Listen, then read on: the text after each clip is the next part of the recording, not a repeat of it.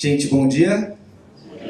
Você sabe que eu tô aqui esperando para falar e tô como se fosse o nascimento de um filho, assim, sabe? O coração tá meio acelerado, tá meio saindo pela boca. Eu acho que eu vou até me embananar um pouco para falar as coisas que eu tenho para falar, porque esse trabalho que a gente está apresentando hoje é fruto de mais de 1 ano e meio de pesquisa que foi feito aqui com a ajuda do CNPq, com a ajuda do CTI, com a ajuda da FAPESP. E hoje eu sou estatístico, tenho formação, experiência em marketing, mas eu acho que o que me define como profissional é ser empreendedor. Eu gosto disso, o empreendedorismo é uma arte que me fascina.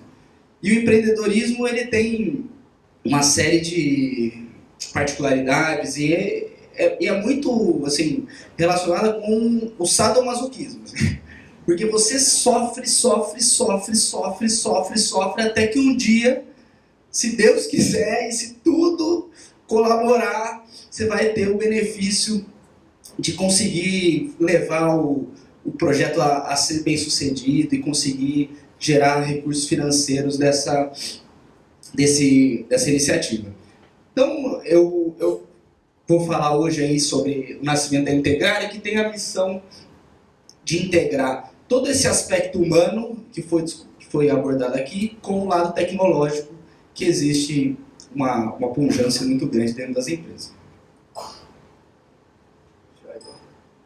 Trabalha com tecnologia, não sabe nem mudar o...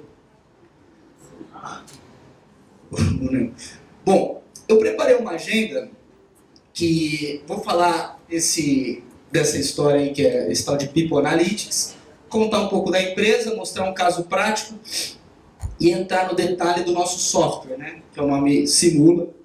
E então a ideia é fazer esse roteiro. E eu queria começar, como bom estatístico, fazer uma integraçãozinha entre aqui eu que vos falo e o público. Eu queria saber quem daqui já ouviu falar no termo People Analytics antes de hoje. Celso.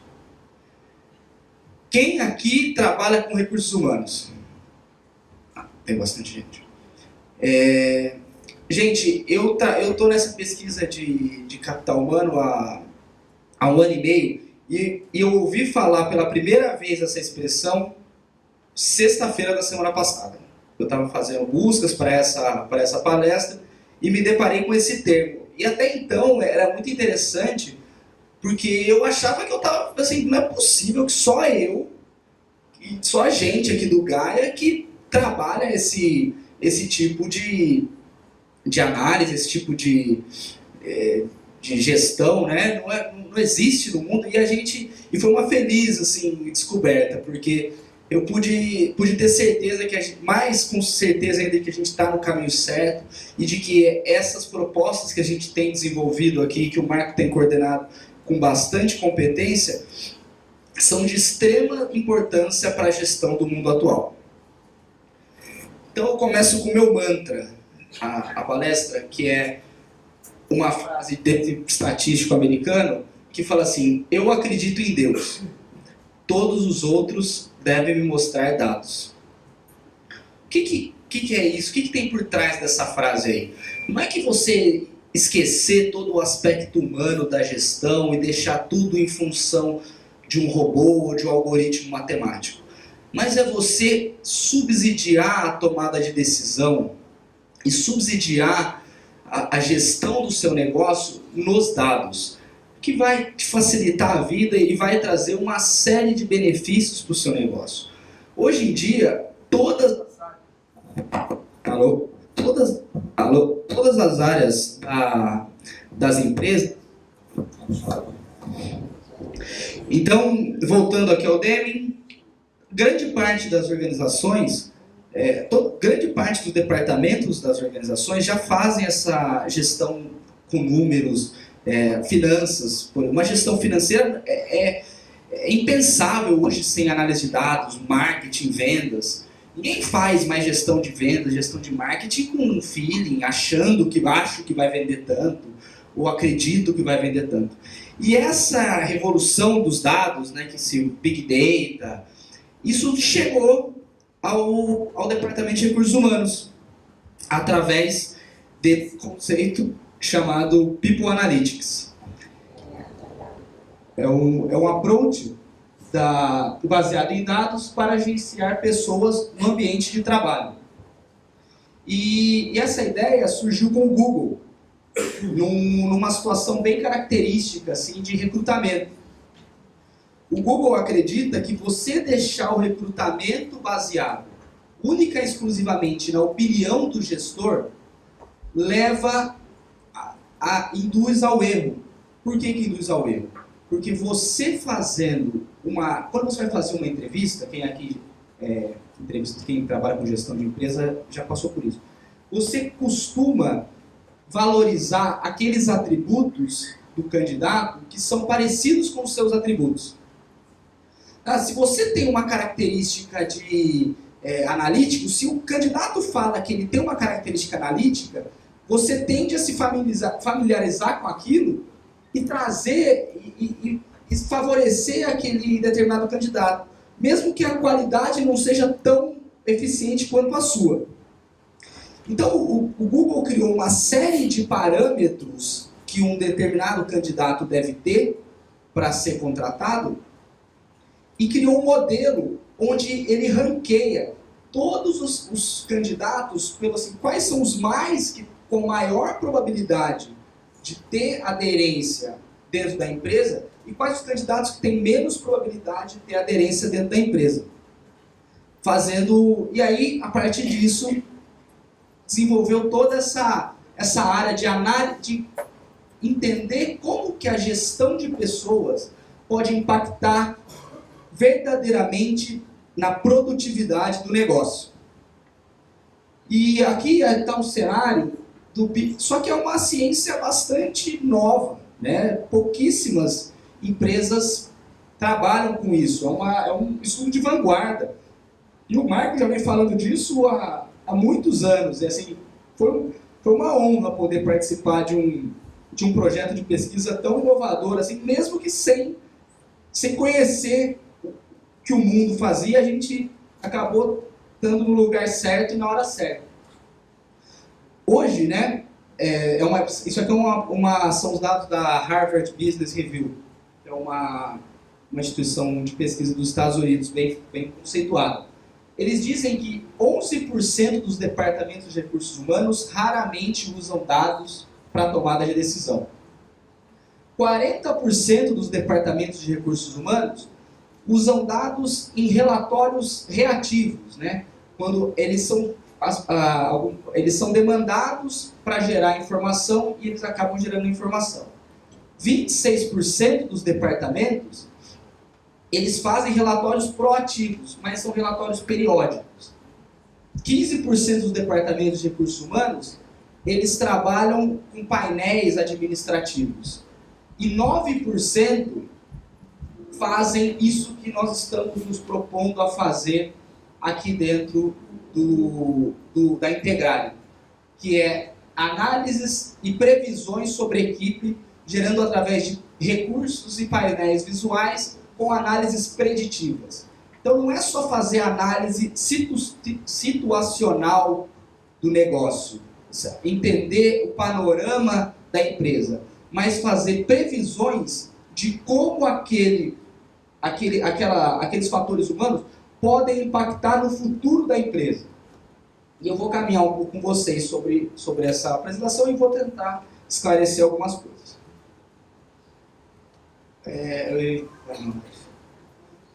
Aqui eu separei 3 casos interessantes. Eu vou ser mais rápido aqui para não gastar muito tempo de vocês.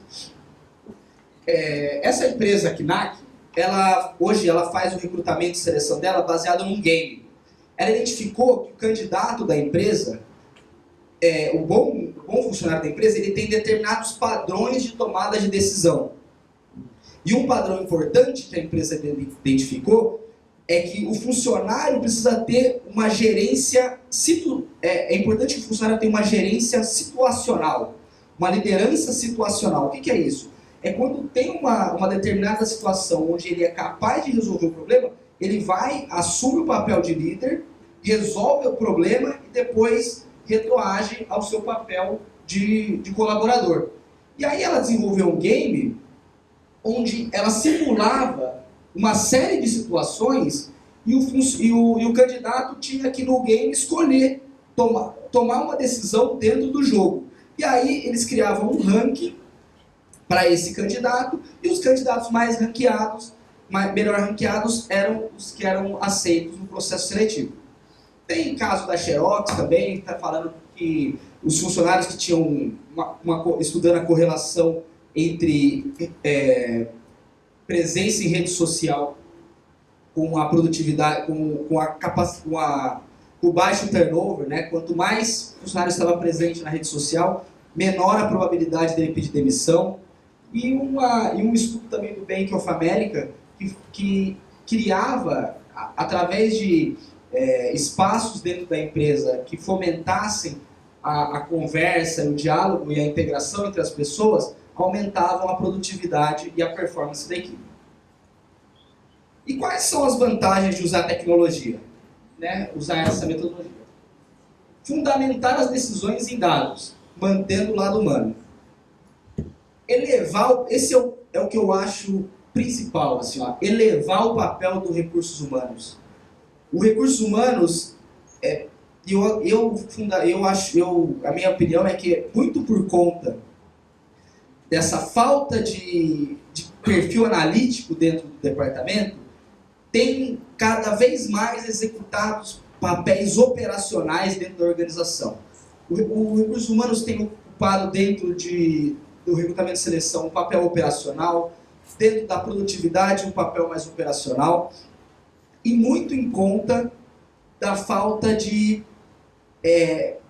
aderência com o modelo de gestão que as demais áreas da empresa têm adotado. Então, essa metodologia ela vai empoderar o Departamento de Recursos Humanos para ser efetivo e para trazer impacto realmente importante para a empresa. Eliminar falhas referentes a juízo de valor. Tem muito isso, assim, eu gosto de futebol, né? Então vou usar o exemplo do futebol. Tem jogador que vai com um determinado técnico e ele vai super bem. Vai com outros técnicos, ele tem uma performance bem inferior. Então, às vezes, numa empresa, assim, se você tem um gestor que, porventura, acabou não se familiarizando bem com um determinado funcionário, isso pode acabar com a produtividade daquela equipe, sendo que aquele funcionário poderia ser melhor usado em outras áreas. Então, a opinião de uma pessoa não pode ser determinante. Assim. Os dados ajudam a tirar esse juízo de valor. Fazer inovação, né, que hoje é a palavra mais sensual aí na gestão, a inovação, todo mundo quer inovar. Entender o valor real do talento, né? Quanto que vale um funcionário bom, o que ele traz para a empresa. Será que aqueles R$200 que ele pediu de aumento, será que não vale a pena pagar para esse cara em vez de deixar ele sair para uma outra empresa? Maximizar investimento em pessoas, né? Onde que investe melhor, como que investe, como que faz, melhorar recrutamentos e impacto na produtividade. E aqui, gente, é uma outra pesquisa de Harvard, falando sobre o futuro, né, desse People Analytics. Então, eles falam que hoje 60% das empresas fazem esses reportes sob demanda, né? Isso vai diminuir e cada vez mais vai aumentando a quantidade de relatórios mais complexos e mais elaborados. E os grandes desafios dessa metodologia às vezes é muito difícil acessar os dados, eles não estão bem formatados, o departamento de recursos humanos às vezes não tem o perfil desejado.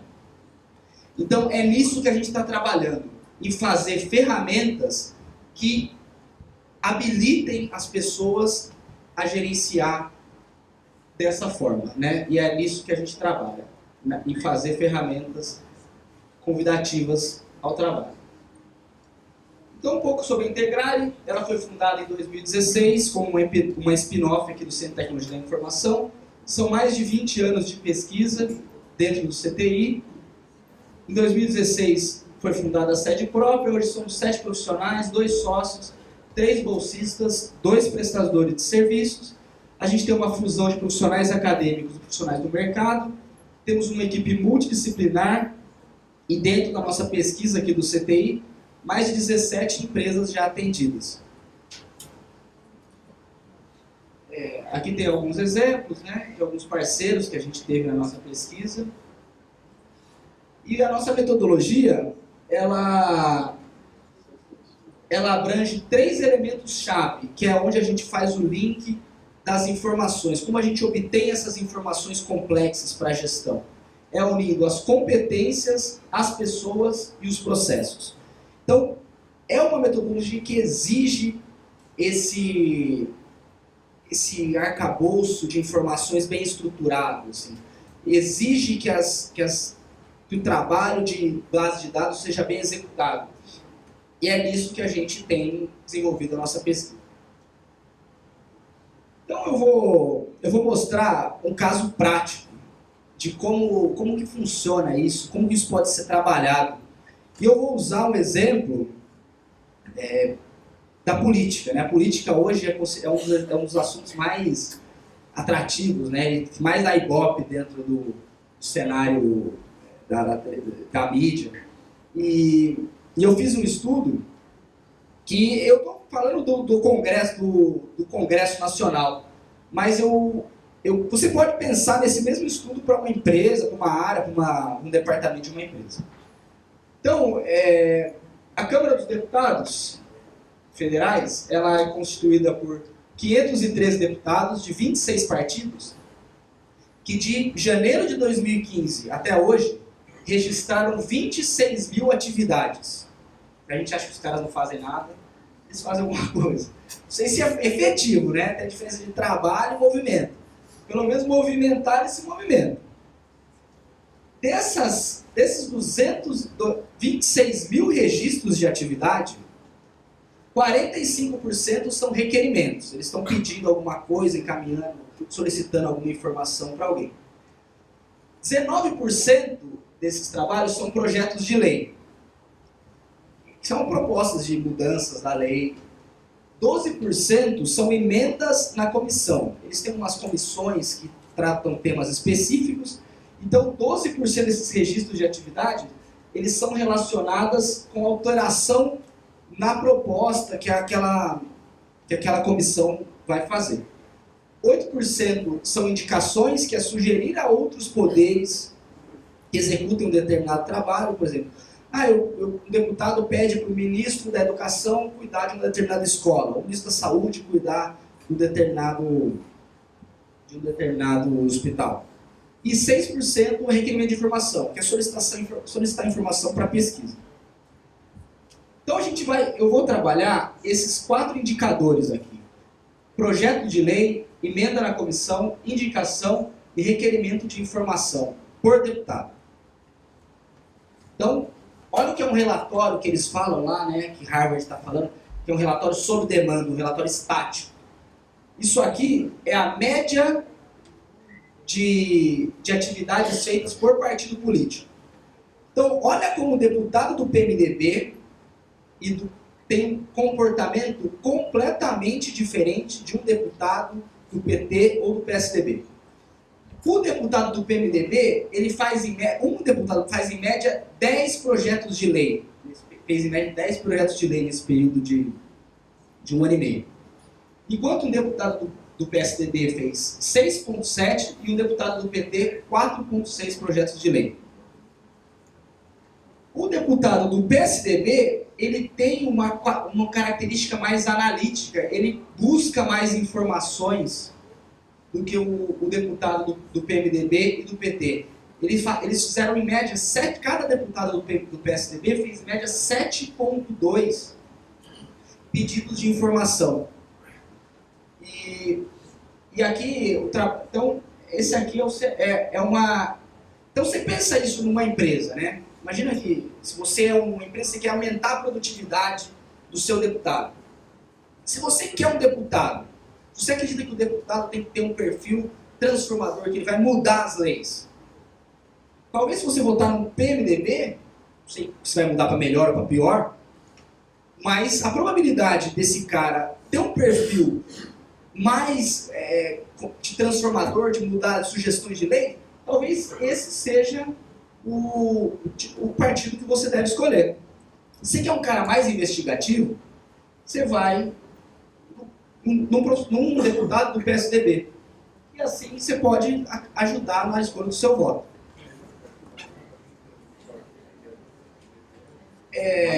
Agora um outro estudo. É um estudo do perfil do deputado por profissão. Então, os deputados, olha que interessante esse comportamento. Os deputados que têm formação em direito, eles fazem muito mais indicações, que é apontar áreas onde o Estado precisa trabalhar, e ele faz bastante projeto de lei. Mas ele tem um perfil pouco analítico, ele não vai atrás de estudar a informação. Ele é um cara mais, vai propor leis, o cara formado em direito. O profissional que tem a profissão religiosa, né, esses pastores, essa bancada evangélica, é um profissional que tem ele tem uma atividade, um nível de atividade muito menor que os demais deputados. No entanto, ele é super bem informado. Olha o tanto de informação que um deputado que tem declaradamente da bancada religiosa tem. E aí você tem com experiências em administração de empresas, tem os famosos, né, esses deputados famosos, Tiririca, essas coisas. Olha, os caras eles fazem bastante projeto de lei também, eles não são tão acomodados não, eles têm uma participação interessante. Então essas são análises simples que a gente começa a correlacionar os fatores humanos, né, com a produtividade e ajuda a gente na tomada de decisão. Agora você começa um pouco a dar uma sutileza de complexidade nessa análise. Você correlaciona o partido e a experiência. Então, olha aqui. Eu fiz aqui uma experiência em administração. Olha o comportamento dos deputados do PMDB que têm experiência em administração e os deputados do PMDB que não têm experiência em administração. Olha como o comportamento deles são bem diferentes. É outro tipo. Então, estudar o impacto das variáveis, como os fatores impactam na produtividade, é isso que a Integrale faz. É esse o trabalho que nós temos dentro da nossa empresa. A gente tem um software que ajuda qualquer pessoa a fazer esse tipo de análise. E aí, parece, eu não quero nem entrar muito em detalhe do quão complexas essas análises podem chegar, mas o que é aquele lá que o pessoal falou de análises preditivas, né? Que Harvard falou que 9% das empresas no mundo estão fazendo as análises preditivas. É mais ou menos pensar assim, e se todos os deputados do PMDB recebessem um treinamento de administração de empresas? Qual seria o impacto disso no Congresso Nacional? Então, aqui tem uma simulaçãozinha bem simples, assim, eu estou fazendo elementos bem básicos. Então, assim, ó, esse aqui é o gráfico, né? As indicações das pessoas com experiência é muito maior do que as propostas de lei. Então, o PMDB tem 68 deputados na Câmara. Se a gente... 12 tem experiências em administração de empresa, 56 não tem. Olha o que aconteceria com o volume de atividade. O número de emendas cai, o número de emendas, projetos de lei e requerimento de informação cairia fortemente. E o número de indicações aumentaria bastante, mais que dobraria. E o que isso geraria de impacto no Congresso Nacional? O número de projetos de lei reduziria 6%. As emendas nas comissões aumentariam 5%. As indicações diminuiria 5%. As indicações aumentariam 22%. e os requerimentos de informações caíram 7%. Você fala, nossa, legal, né? Mas não é só isso. A gente ainda calcula o risco disso não acontecer. Qual é o risco de você capacitar um deputado do PMDB e ele não melhorar a performance? Não melhorar a performance dele. Então aqui ó, tem todos os riscos. O risco de você ter um profissional do PMDB capacitado na administração e ele não aumentar as indicações é de 92%. O que quer dizer isso? Assim, se eu quero aumentar as indicações do Congresso Nacional, eu sei, o cenário é atrativo, aparentemente sim, mas o risco é muito alto de se fazer esse investimento. Vale a pena fazer esse investimento? Não vale. Ou vale se for muito arriscado, se for bastante arrojado. Então, essa é a análise que a gente faz dentro do cenário de uma organização. Então, o que acontece se eu treinar as pessoas em inglês dentro da minha empresa? Qual vai ser o impacto disso na produtividade? O que acontece se eu treinar o meu operador de uma máquina? Como que isso vai impactar? Como que vai impactar o desenvolvedor de software se ele souber mais sobre Java do que PHP?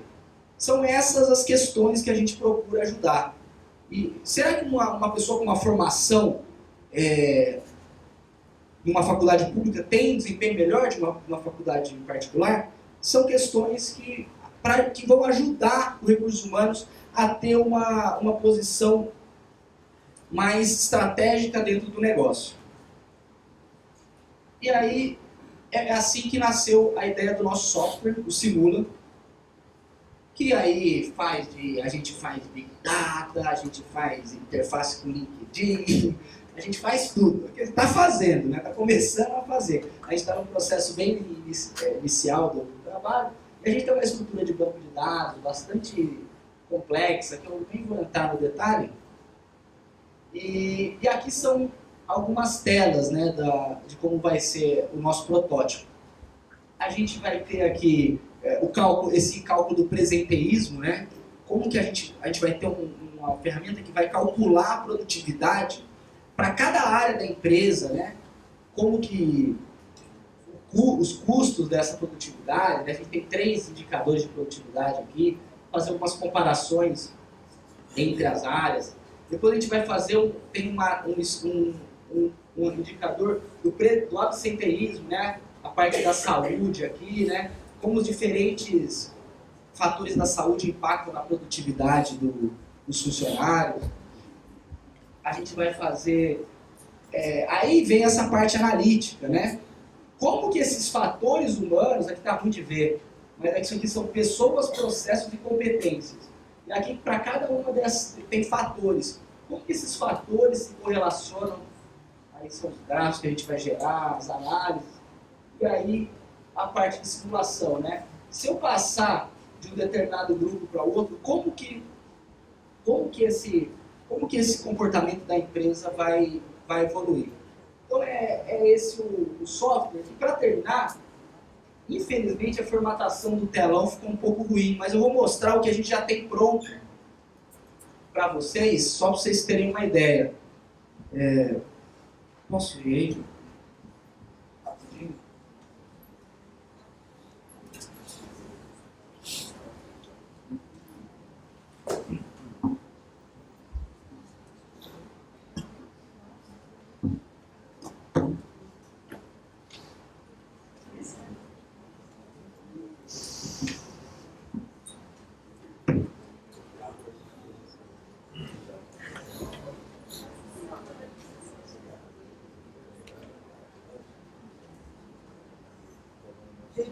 Eu juro que aqui no computador a interface está bonitinha, tá? Aí, por causa da resolução, ela não fica tão legal. Então, a gente vai ter aqui a parte do presenteísmo, absenteísmo, os impactos dos fatores, as simulações. E aqui dentro do presenteísmo vai funcionar da seguinte forma. A gente vai ter aqui imagina que isso aqui é a hierarquia da empresa, certo? Quando você clica no gerenciar, você clica no gerenciar, atualiza ali. Você clica aqui, atualiza. Tá vendo? Todos esses gráficos abaixo são atualizados de acordo com a estrutura da empresa. Então, se você quer ver a produtividade de uma determinada área, você clica na área e aparece todas as... A gente tem 3 indicadores aí, né, que é o presenteísmo, o gap de competência e a produtividade média. Os seus custos, né? Aí depois tem análises mais detalhadas aqui de gráficos. Essa é legal, você consegue tirar tudo aqui. Eu quero ver gap de competência.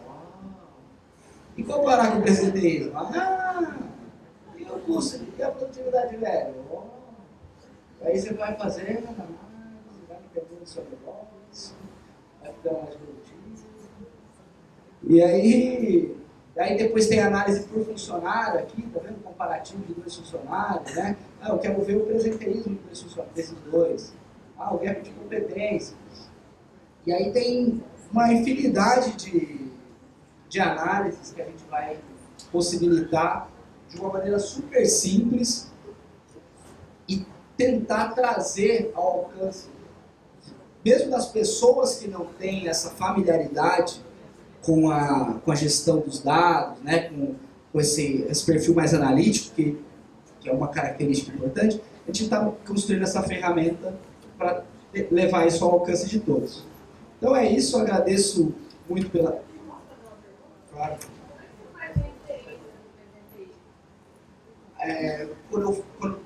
A cálculo do presenteísmo ou inferência de uma análise futura? É uma coisa bastante subjetiva. Certo. Como é que você chega nesse valor? O presenteísmo a gente calcula de 3 formas, né? São 3 indicadores. A ideia é o que o cara é capaz de fazer pelo que o cara realmente faz. É isso que é o conceito. Então, assim, qual que é a performance da pessoa dividido pelo qual é a capacidade que essa pessoa tem. E aí tem um desafio aritmético. De como que você vai calcular a capacidade? A performance da pessoa é fácil de calcular. Mas como você vai calcular o que essa pessoa é capaz de fazer? Então a gente propôs 3 soluções para isso. A primeira é você entender na linha histórica qual foi o melhor comportamento que essa pessoa teve numa determinada análise de dados. Então, para falar de desenvolvimento de software, qual foi o menor tempo de desenvolvimento que um determinado funcionário teve? Aí você tem que fazer assumir alguns fatores de qualitativo, tipo, casos que sejam iguais, comparar maçã com maçã. Mas assim, qual que foi a melhor performance que ele teve na história? E comparar essa melhor performance histórica com a performance recorrente que essa pessoa tem. Então esse é um indicador. O segundo indicador, a gente pega dentre todas as pessoas, você tem um grupo lá de 16 programadores. Quem é o melhor programador? Qual é a performance do melhor programador? A performance do melhor programador é tal. E a gente então fala o que o cara está fazendo em comparação com o melhor. E o terceiro indicador é qual é a média, o que a média faz, a média dos melhores, né? E compara a performance individual com a média. Então a gente está trabalhando esses 3. E aí isso vem, uma aritmética um pouco mais complexa, que você pode ter a produtividade de uma pessoa não é um indicador, né? Então às vezes o cara faz pesquisa, desenvolvimento e escreve relatório. Então você atribui pesos a isso, né? Você fala assim, se eu escrever relatório para o meu negócio representa 20%.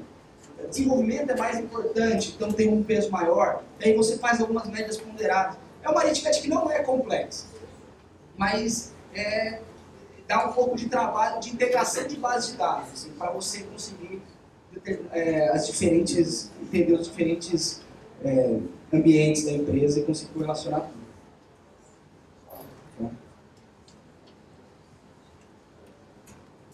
Essa sua pergunta é extremamente pertinente. Como o Rafael falou, tem várias maneiras, tudo dependendo do grau de profundidade. Sabe, qualquer medida eu posso medir esse comprimento aqui com níveis de precisão cada vez maiores. E cada precisão requer mais análise.